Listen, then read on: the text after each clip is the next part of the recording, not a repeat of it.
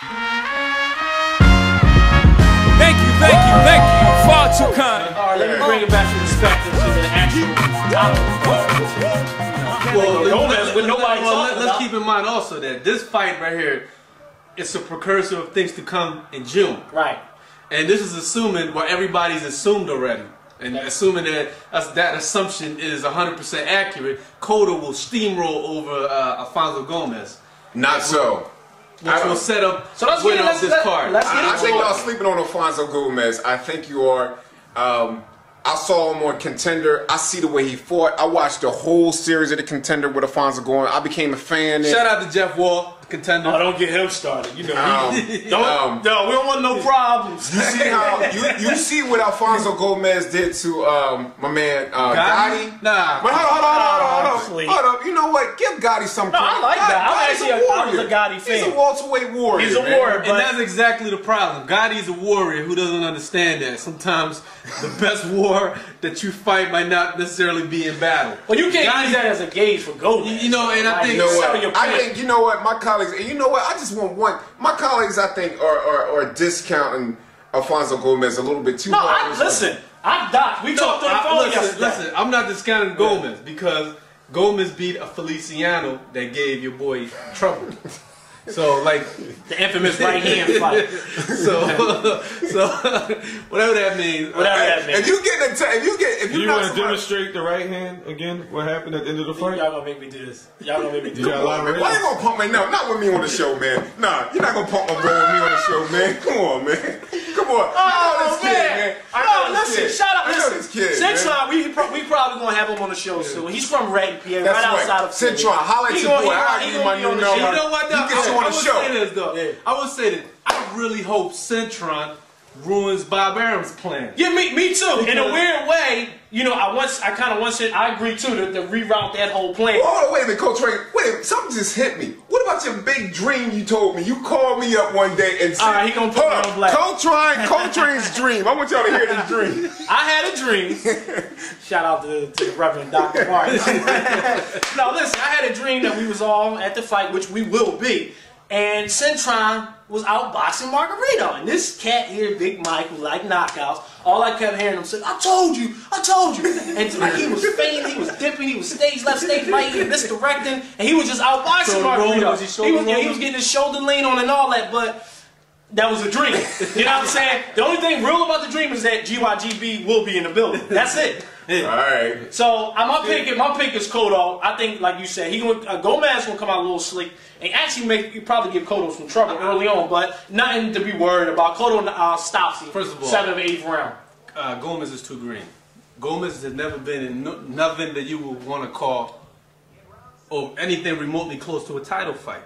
Like, this is gonna be a fight of unlike anything he's fought in the. So what do he got to do to win the fight, Gomez? If hypothetically speaking, because we got some. He got to knock Cotto out. He got to knock Cotto out. How to give Gomez fans some hope out there. What do he got to do to actually win the fight? He got to impose his will. He got to impose his size. Because people forget he's really the bigger fighter. He's a bigger fighter. He looks little. He looks little. But I agree. He's a bigger fighter. He's a middleweight fighter. He fought at 160. He's not a middleweight. He fought at which was a whole joke. You know what I'm saying? He fought at 160. He's not a middleweight. He to me is somebody who could be comfortable at 54. Right. He was holding his own at middleweight. I mean, but he was fighting Sergio Mora.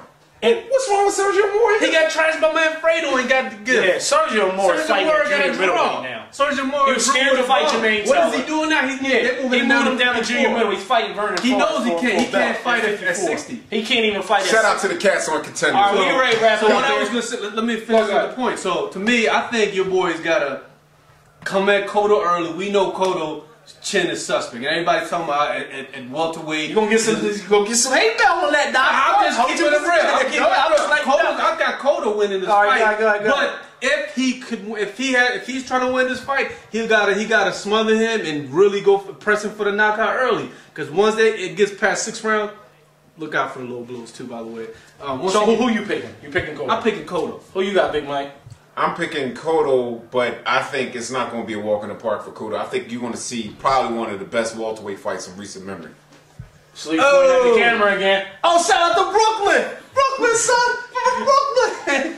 Look at this. Zab Judah and Kasazu is playing in the background. This movie breaks my heart every time I see it. This punch started a new dance in Brooklyn. What's it called? Brooklyn The shimmy. Wasn't the Harlem shimmy? All right, that wraps up. It's a war going on outside. So there you have it. Me and Docs, we got Margarito by late stoppage.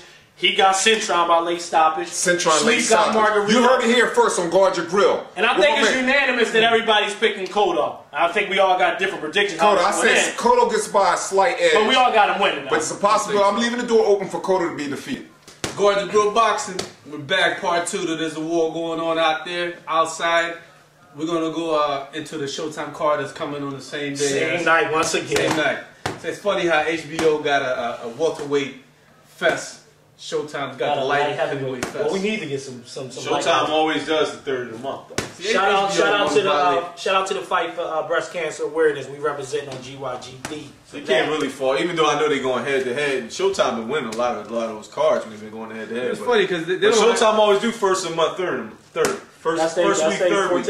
Yeah, so you know, it's amazing with a low budget how many good cards they put together. Right, tell me about it. Contrast to HBO, but we ain't gonna all right. So what's going on? It's a light heavyweight, two light heavyweight fights. We got 2 fights on that card. The undercard is going to be Tarver and Clinton Woods.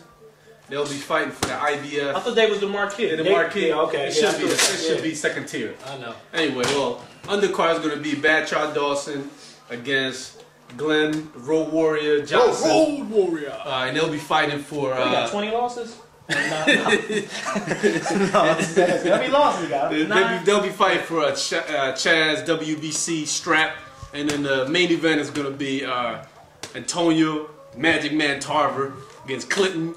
I don't know his alias Woods, and that'll be for the IBF and IBO. Tarver's IBO. I don't respect nobody. Woods IBF. There y'all have it. Mason Dixon, aka Antonio Tarver. Let me spark it off. First of all, this should have been a match between Chad Dawson and Antonio Tarver. For some odd reason, Antonio didn't want to fight Chad Dawson.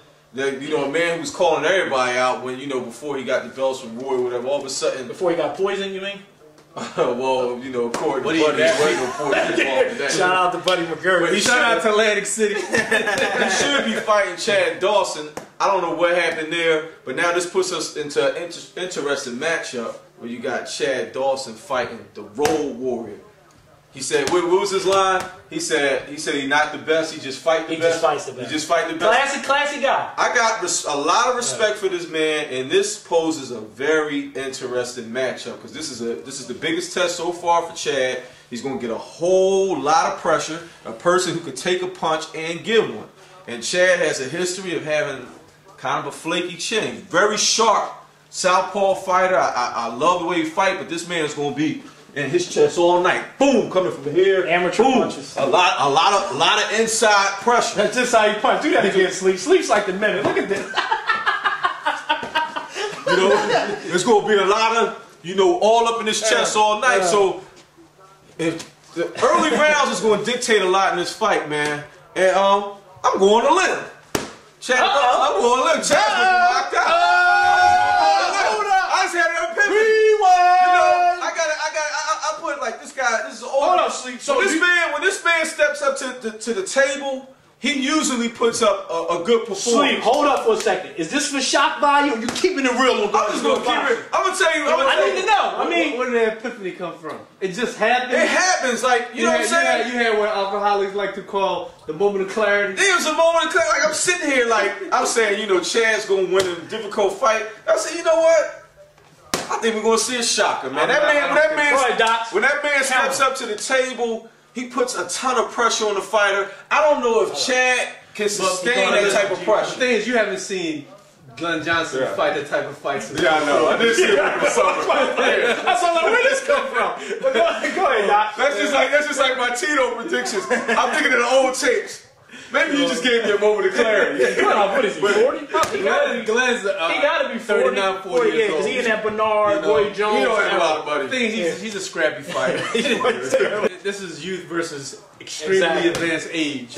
Like my man's been in some wars. They call him the Road Warrior. He been in everybody's backyard. He fought Clinton Woods 4 times, yo. Wow. He drew 1, lost 2, won 1. So That man is not afraid to fight the same fight over and over. If he had to fight Tarver twice, you know what I'm saying? So he's had his moments, but I think Chad at this stage of his career, right, exactly. He's too young, too fast. You can't forget about Chad's speed. Chad is fast. Chad is fast. Nah, he has power. He doesn't have extremely all I'm worried about is this. Power. One thing I do like is this: he's been down, he gets up. He gets up. He gets up at the count of 3. He's up. I think he's gonna win that fight. It's gonna be a long fight. He's gonna win it on points. 08 is the year of the old heads.